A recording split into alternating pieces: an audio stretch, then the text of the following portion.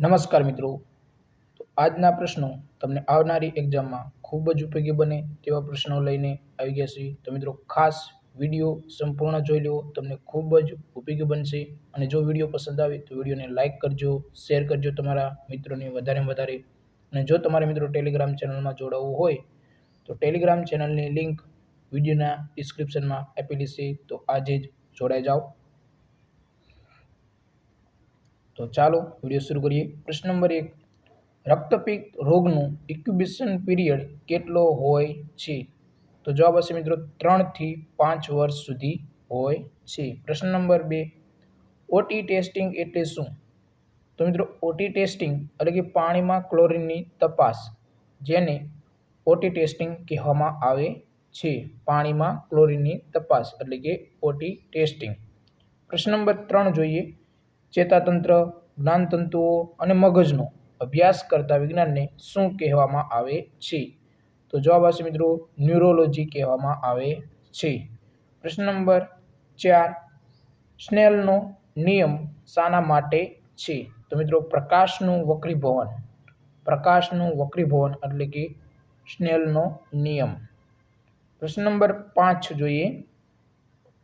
Thermocol, pencil અને સ્ફોટક પદાર્થોની બનાવટમાં કયા ખનિજનો ઉપયોગ થાય છે? તો જવાબ હશે ગ્રેફાઇટનો ઉપયોગ થાય છે. પ્રશ્ન નંબર 6, બ્લીચિંગ પાવડરનું પ્રમાણ કેવી રીતે મપાય છે?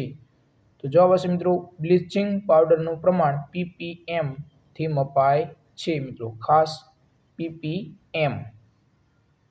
પ્રશ્ન નંબર 7 જોઈએ. ટાઇફોઇડ રોગના પરીક્ષણને કયો ટેસ્ટ કહેવામાં આવે છે? તો મિત્રો ટાઇફોઇડ માટેના પરીક્ષણને વિડાલ ટેસ્ટ કહેવામાં આવે છે. પ્રશ્ન નંબર 8, હેન્સન ડિસીઝ એ કયો રોગ છે? તો જવાબ હશે રક્તપિત્ત રોગ છે. પ્રશ્ન નંબર 9 જોઈએ. પોરાનાશક માટે કઈ દવાનો ઉપયોગ થાય છે? પોરાનાશક માટે તો જવાબ હશે મિત્રો ટેમેફોસનો ઉપયોગ થાય છે. પોરાનાશક માટે ટેમેફોસનો ઉપયોગ થાય છે.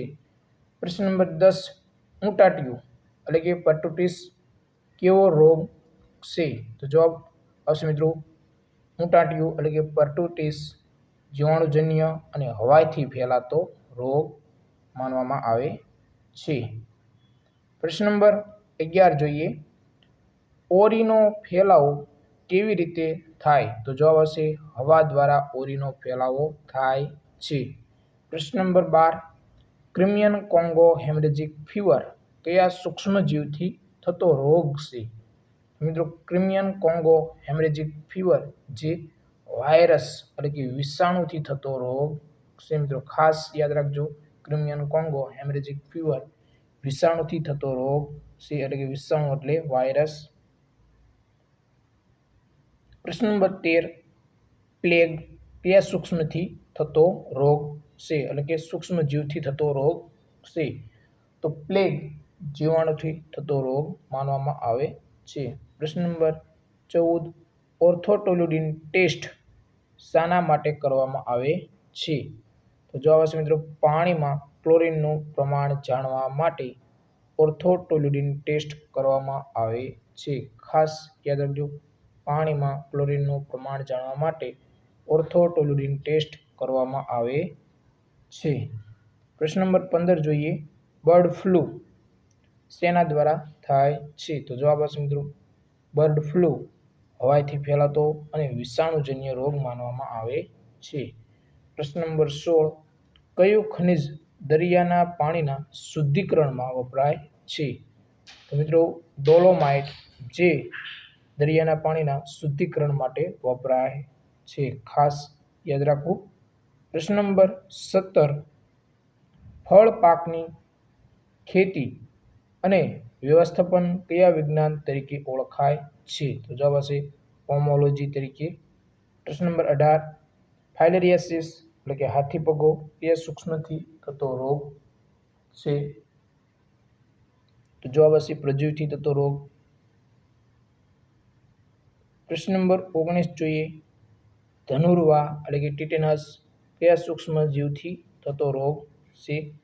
તો ધનુર્વા એટલે કે ટીટેનસ જે બેક્ટેરિયા દ્વારા થાય છે. પ્રશ્ન નંબર 20, સ્ત્રી નસબંધીમાં કઈ નળીને કાપીને બાંધે છે? તો જવાબ આવશે મિત્રો ફેલોપિયન, ખાસ ફેલોપિયન નળીને કાપીને બાંધવામાં આવે છે. પ્રશ્ન નંબર 21 જોઈએ, પોલિયો શાનાથી થતો રોગ છે? તો જવાબ આવશે વિષાણુથી થતો એટલે કે પોલિયો વાયરસથી થતો રોગ છે. પ્રશ્ન નંબર 22, રક્તપિત્ત રોગના સૂક્ષ્મ જંતુનું નામ શું છે? મિત્રો માઇક્રોબેક્ટેરિયમ લેપ્રી, ખાસ યાદ રાખજો માઇક્રોબેક્ટેરિયમ લેપ્રી જે રક્તપિત્ત રોગના જંતુનું નામ છે. પ્રશ્ન નંબર 23 જોઈએ, ઇન્ફ્લુએન્ઝા વાયરસ દ્વારા ફેલાતો રોગ કયો છે? તો ઇન્ફ્લુએન્ઝા દ્વારા ફેલાતો રોગ સ્વાઇન ફ્લૂ માનવામાં આવે છે. પ્રશ્ન નંબર 24 જોઈએ, કયા રોગની અસર ફેફસા, લસિકા ગ્રંથિ, હાડકાં અને આંતરડા પર થાય છે? તો જવાબ આવશે મિત્રો TB. Very most MP question મિત્રો.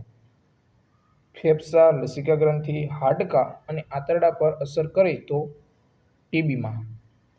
પ્રશ્ન નંબર 25, વિટામિન એ ના કેટલા ડોઝ 5 વર્ષની ઉંમર સુધીમાં પીવડાવવા જોઈએ મિત્રો? પીવડાવવા જોઈએ તો જે મિત્રો 5 વર્ષની ઉંમર થાય ત્યાં સુધીમાં 9 ડોઝ પીવડાવવા જોઈએ બાળકને મિત્રો. પ્રશ્ન નંબર 26, ઓરીનો ઇન્ક્યુબેશન પીરિયડ કેટલા દિવસનો હોય છે? મિત્રો ખાસ ઓરી હવા દ્વારા ફેલાતો રોગ છે અને એનો ઇન્ક્યુબેશન પીરિયડ 10 દિવસનો માનવામાં આવે છે.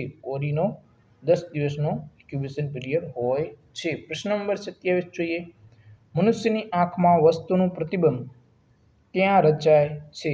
તો મિત્રો મનુષ્યની આંખમાં વસ્તુનું પ્રતિબિંબ નેત્રપટલ પર રચાય છે. પ્રશ્ન નંબર 28, તારાઓનું ટમટમતું દેખાવા માટે કઈ પ્રકાશનીય ઘટના જવાબદાર છે? તો મિત્રો વાતાવરણીય વક્રીભવન, ખાસ વેરી મોસ્ટ એમ્પી ક્વેશ્ચન.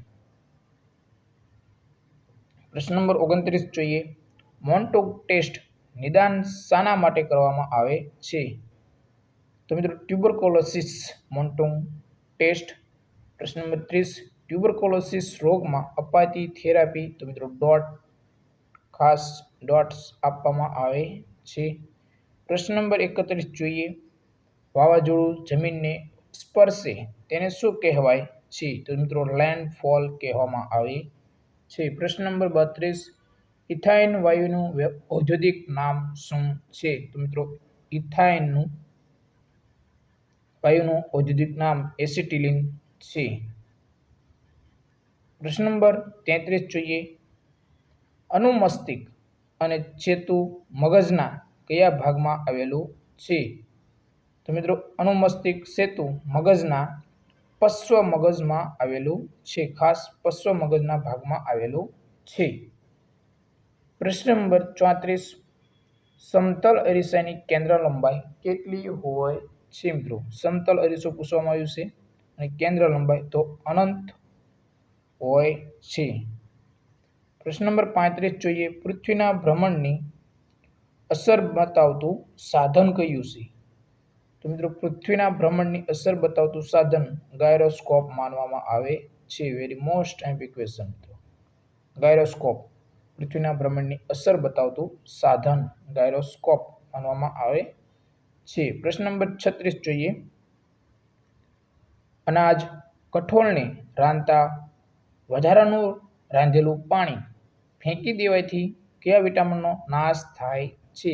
તો મિત્રો થાઇમિનનો નાશ થાય છે. ખાસ યાદ રાખજો થાઇમિનનો નાશ થાય છે.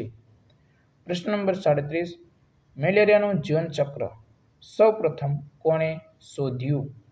તો મિત્રો મેલેરિયાનું જીવનચક્ર સૌપ્રથમ રોનાલ્ડ રોસ દ્વારા શોધવામાં આવ્યું હતું. ખાસ યાદ. પ્રશ્ન નંબર 38, ઇન્દ્રધનુષ ક્રાંતિ શેના સાથે સંકળાયેલ છે? મિત્રો તો કૃષિના દરેક ક્ષેત્રના ઉત્પાદનમાં વૃદ્ધિ. ખાસ મિત્રો ઇન્દ્રધનુષ કૃષિના દરેક ક્ષેત્રના ઉત્પાદનમાં વૃદ્ધિ સાથે સંકળાયેલ છે. પ્રશ્ન નંબર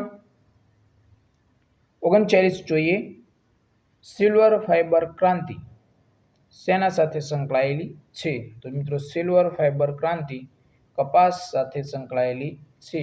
તો મિત્રો પ્રશ્ન નંબર 40, સેફ્રોન ક્રાંતિ શેના સાથે સંકળાયેલી છે? મિત્રો સેફ્રોન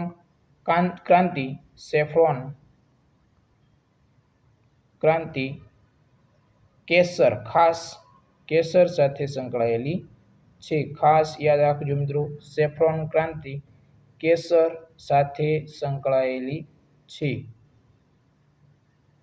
તો મિત્રો આજનો વિડીયો તમને કેવો લાગ્યો? જો વિડીયો સારો લાગ્યો હોય તો વિડીયોને લાઇક કરો અને વધારે તમારા મિત્રોને શેર કરો, કારણ કે તમને આ પ્રશ્નો આવનારી એક્ઝામમાં તમને ખૂબ જ ઉપયોગી બનશે. અને જો તમારી અવનવી માહિતી મેળવતા રહેવું હોય તો મિત્રો આપણે ટેલિગ્રામ ચેનલ છે, જેની લિંક વિડીયોના ડિસ્ક્રિપ્શનમાં આપેલી છે. તો આજે જ ટેલિગ્રામ ચેનલમાં જોડાઈ જાઓ. અને કોઈ પણ પ્રશ્ન હોય તો તમે કોમેન્ટ બોક્સમાં જઈને કોમેન્ટ કરી શકો છો. જય હિન્દ મિત્રો.